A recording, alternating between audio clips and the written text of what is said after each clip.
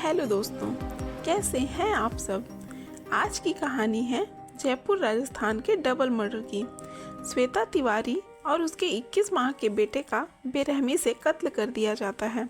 श्वेता का शव उसके घर पर और उसके 21 माह के बेटे श्रेयम का शव अपार्टमेंट की झाड़ियों में मिलता है।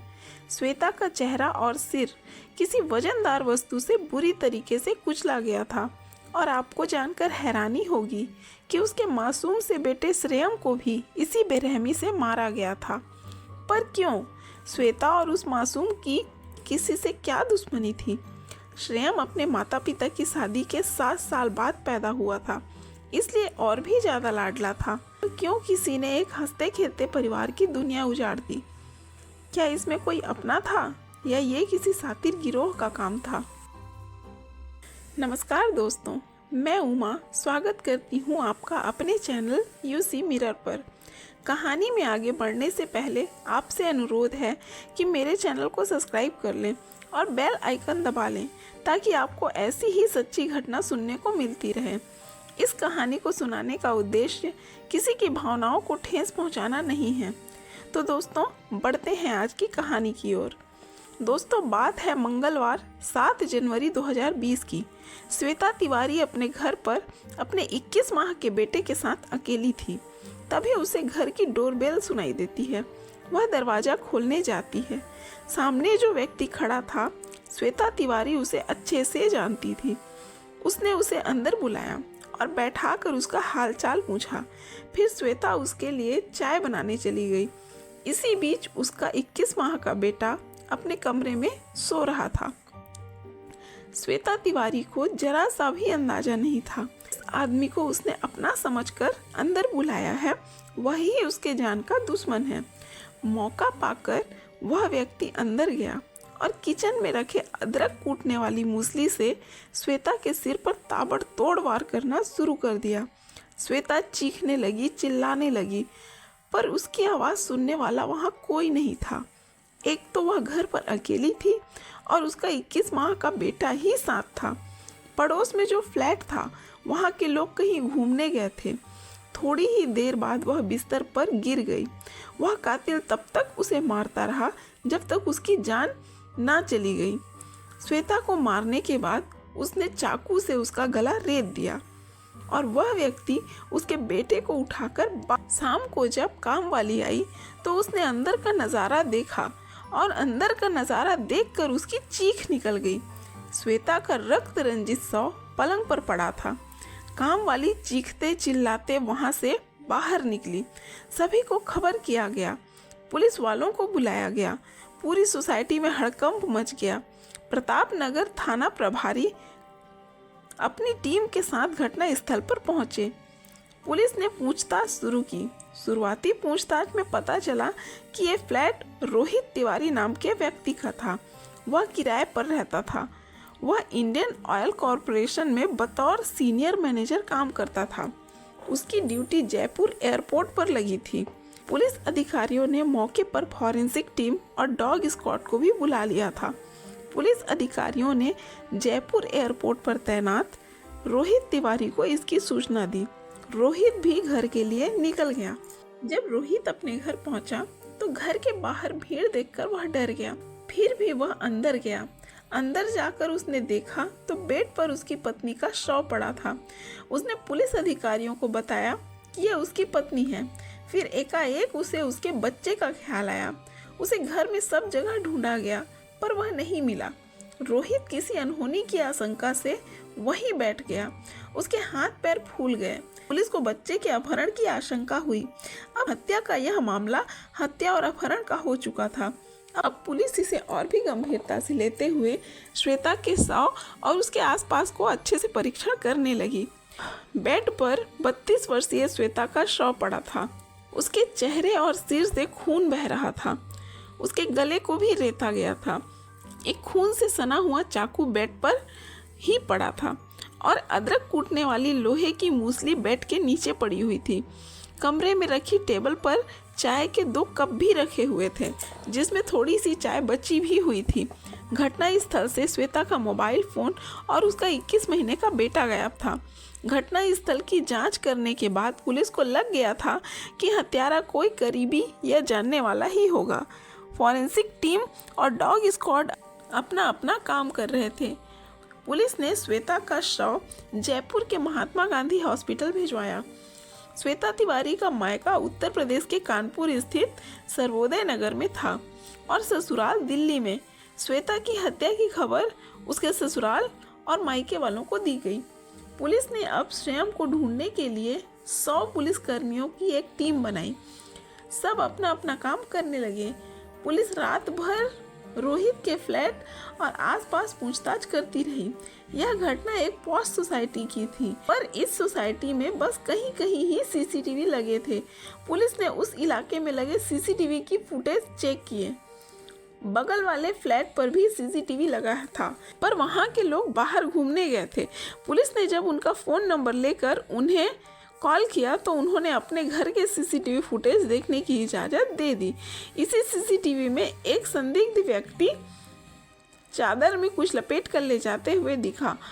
उसका चेहरा तो नहीं दिखा, पर उसके जूते साफ दिखाई दे रहे थे। पुलिस ये सब चेक कर ही रही थी कि रोहित के मोबाइल पर एक मैसेज आया कि अपने बच्चे को जिंदा देखना चाहते हो तो 30 लाख रुपए दो, और यह मैसेज श्वेता के मोबाइल नंबर से आया था। रोहित ने इसकी जानकारी पुलिस को दे दी। सुबह होने तक श्वेता के माता पिता भी फ्लैट पर पहुंच गए थे। श्वेता के पिता ने पुलिस वालों के सामने अपने दामाद पर ही शक जताया। जनवरी को श्वेता और रोहित में लड़ाई हुई थी और रोहित ने श्वेता के पिता को फ़ोन कर उसे श्वेता को ले जाने की बात कही थी। उनके बीच हमेशा से ही झगड़ा होता था। इसके बाद 8 जनवरी 2020 को रोहित के फ्लैट के पीछे ही एक चादर में लिपटा हुआ उसके बच्चे का शव मिला, वो भी दोपहर 3 बजे के बाद। लाश की हालत भी श्वेता के जैसी ही थी। उसके साथ भी श्वेता जैसी बेरहमी की गई थी। इसके बाद रोहित पुलिस के साथ शव की शिनाख्त करने के लिए गया। अपने बेटे के शव को देखकर वह टूट गया। जिस बच्चे को खोजने के लिए 100 से भी ज्यादा पुलिस वाले एक साथ लगे हुए थे, आखिर उसकी लाश ही मिली, वह भी उसी के घर के पीछे झाड़ियों में। अब पुलिस ने श्रेयम का शव महात्मा गांधी हॉस्पिटल भेज दिया। पोस्टमार्टम के बाद दोनों माँ बेटे का शव उसके पति रोहित को न देकर उसके माता पिता को सौंप दिया गया। फिर कानपुर में उनका अंतिम संस्कार हुआ। यह दृश्य दिल को झकझोरने वाला था। माँ की गोद में बेटा लेटा हुआ था। जिसने भी यह दृश्य देखा वह भावुक हो गया। इधर पुलिस का शक श्वेता के पति रोहित पर बढ़ रहा था। पुलिस रोहित का लोकेशन निकालती है। घटना के समय रोहित एयरपोर्ट पर ही मौजूद था। उस समय वह एक मीटिंग में था। वह सुबह 9 बजे एयरपोर्ट पहुंचा और घटना की सूचना मिलने पर ही वहां से निकला। रोहित के खिलाफ कोई सबूत नहीं होने पर पुलिस उसे गिरफ्तार नहीं कर सकती थी। पुलिस ने जब रोहित के साथ कड़ा रुख अपनाया तो रोहित ने निचली अदालत में अपना एक वकील करके पुलिस को प्रताड़ित करने का आरोप लगाया। रोहित के इस कदम से पुलिस वाले बौखला गए और जल्द ही इस केस को सॉल्व करने की सोचने लगे। रोहित को श्वेता के फोन से मैसेज आया था। श्वेता अपने फोन पर पैटर्न लॉक लगाती थी। किसी करीबी के अलावा उसका फोन कौन इस्तेमाल कर सकता था? इसका मतलब था कि श्वेता का सिम दूसरे मोबाइल में इस्तेमाल हुआ था।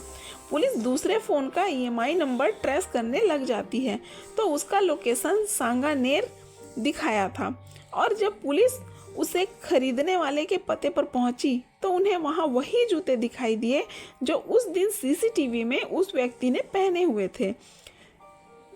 इस घर से पुलिस ने सौरभ चौधरी नाम के लड़के को अरेस्ट किया।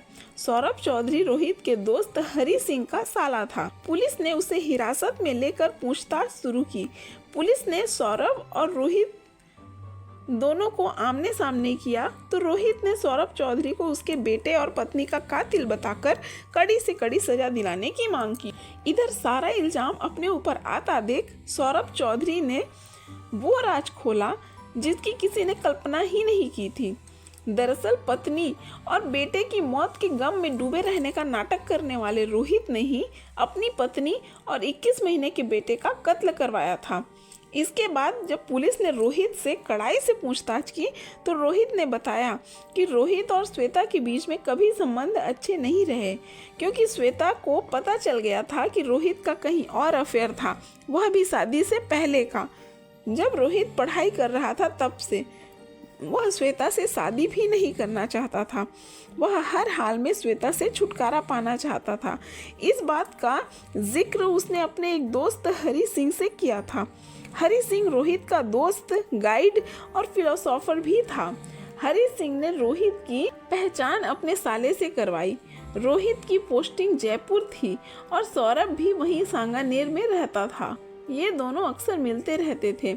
वहीं इन्होंने एक खतरनाक समझौता किया जिसे सुनकर पुलिस भी हैरान थी कि वे दोनों एक दूसरे की पत्नियों की हत्या करेंगे। जब श्वेता का मर्डर केस पूरा ठंडा हो जाएगा तब रोहित सौरभ की प्रेग्नेंट पत्नी को मार देगा। दोनों का एक दूसरे के घर आना जाना था और पर उनकी पत्नियों को इस बात की भनक तक नहीं थी। पुलिस ने जांच में पाया कि रोहित ने 22 दिसंबर को अपने फ़ोन पर एक न्यूज़ आर्टिकल का स्क्रीनशॉट लिया था जिसमें एक पति ने अपनी पत्नी का मर्डर कर दिया था। 10 दिन बाद यानी 3 जनवरी को एक होटल में ये दोनों मिले। वहीं इन्होंने ये प्लान बनाया। रोहित ने इसके लिए सौरभ को 10,000 रुपये दिए, बाकी रकम बाद में देने की बात कहकर। प्लान के मुताबिक उसे श्वेता और श्रेयम दोनों को मारकर श्रेयम की लाश को कुछ इस तरह से गायब करना था कि उसकी लाश कभी ना मिले, क्योंकि पुलिस को अपहरण के एंगल में उलझाना। पर सौरभ जब श्रेयम के शव को दफनाने के लिए बाहर निकला तब वह डर गया और डर की वजह से उसने श्रेयम के शव को वहीं अपार्टमेंट के पीछे फेंक दिया और सोचा कि जब रात होगी तब आकर शव को फिर से ठिकाने लगा देगा। पर उससे पहले ही पुलिस वहां पहुंच चुकी थी और सभी जगह तलाशी ले रही थी।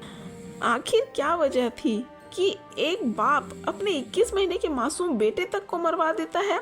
जब पुलिस ने इस बात को पूछा तब रोहित का कहना था कि वह अपनी पुरानी जिंदगी से पूरी तरह से निकलना चाहता था।